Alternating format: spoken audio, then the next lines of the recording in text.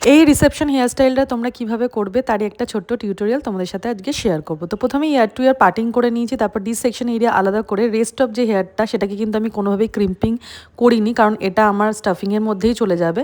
তো মাঝের এই হেয়ারটাকে আমি এরকম বাঞ্জি করে নিয়ে তারপর বিনুনি করে একটা খোপার মতন করে রেখেছিলাম এবং দুই ধারের হেয়ারটা ছেড়ে রেখেছি। তারপরে এখানে আমি একটা এক্সটেনশন ইউজ করেছিলাম কার্লের। আমি আজকে ইউজ করেছিলাম এফ বিউটির এক্সটেনশন। সেটা তোমরা হাইলাইটেড হেয়ারও নিতে পারো, ব্রাউন হেয়ারও নিতে পারো, ব্ল্যাক হেয়ার নিতে পারো, অ্যাকর্ডিং ইওর ক্লায়েন্টের হেয়ার কালার হিসাবে তোমাদেরকে নিতে হবে। এই এক্সটেনশনটা কিন্তু ভীষণ ভালো, ভীষণ ঘন, হেয়ারে অনেক ভলিউম আসে। তো এটার ওপরেই দেখো এরকম ক্লিপের সাহায্যে, যেটা ওদের দেওয়াই থাকে, আমি এটা অ্যাটাচ করে নিয়ে এটা যাতে কোনোভাবেই খুলে না আসে সেটাকে সিকিওর করার জন্য কিন্তু আমি দুই পাশ থেকে ববি পিন দিয়েও সিকিওর করে নিয়েছিলাম। তারপরে পাফ এরিয়ার হেয়ারটাকে আমি ব্যাক কম্বিং করে পাফ করেছি এবং দুধারে যেই হেয়ারটা বাকি ছিল সেই হেয়ারগুলোকে কিন্তু আমি পার্ট বাই পার্ট কার্ল করে নিয়েছি, যাতে রিয়েল হেয়ারের সাথে সেটা আমি মার্জ করতে পারি। এই জন্যই কিন্তু আমি দুই সাইডের হেয়ারটা আগে থেকেই ছেড়ে রেখে দিয়েছিলাম। তো তোমরা দেখতেই পাচ্ছ। এবং আজকে যে টংটা আমি ইউজ করেছি সেটা হচ্ছে এফ বিউটিরই একটা টং, যেটা হচ্ছে 19 নাম্বার। এটা কিন্তু ফুললি রোটেট হয়, মানে তোমাদের রোটেট করার দরকার নেই, এটা কিন্তু অটোমেটিকলি রোটেট হবে। তো এটা করতে খুবই সুবিধা হয়।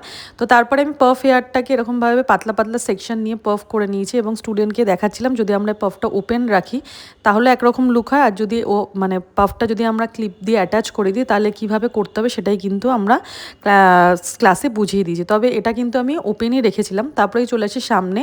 সামনে একটা অ্যাঙ্গুলার সেকশন নিয়ে এটাকে এসের জন্য ছেড়ে দিয়েছিলাম এবং বাদবাকি হেয়ারটাকে ভলিউম দেওয়ার জন্য ভার্টিক্যালি সেকশন করে করে একদম রুট এরিয়া ব্যাক কম্বিং করে নিয়েছি। তারপরে এইভাবে ভলিউম দেওয়ার পরে পার্ট বাই পার্ট নিয়ে আমি কিন্তু রাইট সাইডের হেয়ারগুলোকে কার্ল করে নিয়েছি যেভাবে করছি।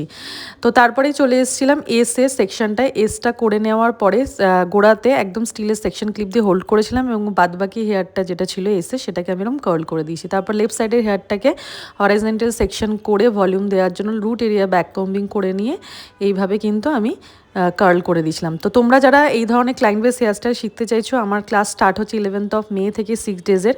সেখানে কিন্তু পুরোপুরি ক্লায়েন্ট বেস হেয়ারস্টাইলের ওপরেই তোমাদের ক্লাসটা করানো হবে। তো ডিটেলসের জন্য আমাদের নিচে দেওয়া নাম্বারে তোমরা যোগাযোগ করে নিতে পারো। আর আমার বেসিক টু অ্যাডভান্স ক্লাসও কিন্তু খুব তাড়াতাড়ি স্টার্ট হচ্ছে। সমস্ত ডিটেলসের জন্য হোয়াটসঅ্যাপ